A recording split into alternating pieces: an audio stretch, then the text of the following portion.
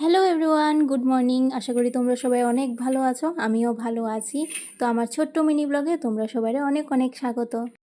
এইমাত্র আজকে ঘুম থেকে উঠলাম, আর আজকে ঘুম থেকে উঠতে অনেকটা লেট হয়ে গেছে। তার পিছনেও একটা কারণ আছে। তার আগে নিজের লিগে একটু চা বসায় দিলাম। এখন প্রায় 8টা বাজে, বাকিরা সবাই এখনও ঘুমাইতেছে। আর আজকে এই ঘুমের কারণেই নীলের স্কুলও মিস হয়ে গেছে। বেলা 10টার সময় ঘুমের থেকে উঠে সেরা ব্রাশ লয়ে সেরা জানলার কাছে না বয়ে বয়ে নাটক করতেছে। আর কি কইতাছে একটু শুনো। মা, আজকে তো কোনো পড়া নেই না? স্যারে পড়া দিছে না? হ্যাঁ, এখন তো এটা এখন করব, কিন্তু রাত্রেবেলা তো কোনো পড়া কে নেই। কইছে পড়া নাই? তাহলে কে কইছে পড়া কি নাই? পড়া নেই? কে রে তোমার নোটস দিতেছে? এখনো দিচ্ছে নি। তোমার নোটস দিত না?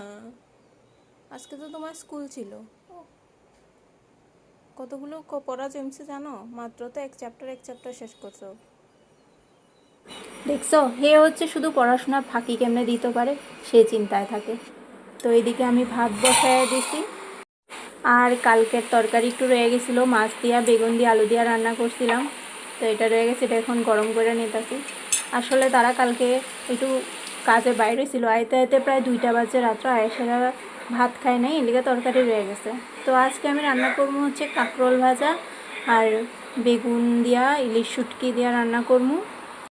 তাই শুটকি টুটকি কাইটটা একদম ধুয়া টুয়া রাখছি। এদিকে পেঁয়াজ আর কাঁচা লঙ্কা কাইটটা নিয়েছি, সব কিছু রান্নার লিগা রেডি। রান্না আমার কমপ্লিট। এখানে কাঁকরোল ভাজা করে নিয়েছি, আর নীলের লিগা সকালের ভাত নিয়ে নিয়েছি ভাজা দিয়া। আর এখানে দেখো ইলিশ শুটকিটাও রান্না হয়ে গেছে। ঘরের সব কাজ শেষ করে আয়া করলাম হচ্ছে স্টাইল বাজার, একটু কিছু শপিং করার লিগা। আর এই শপিংয়ের পিছনেও একটা কারণ আছে। আজকে সব কাজের পিছনে কিছু না কিছু কারণ থাকে।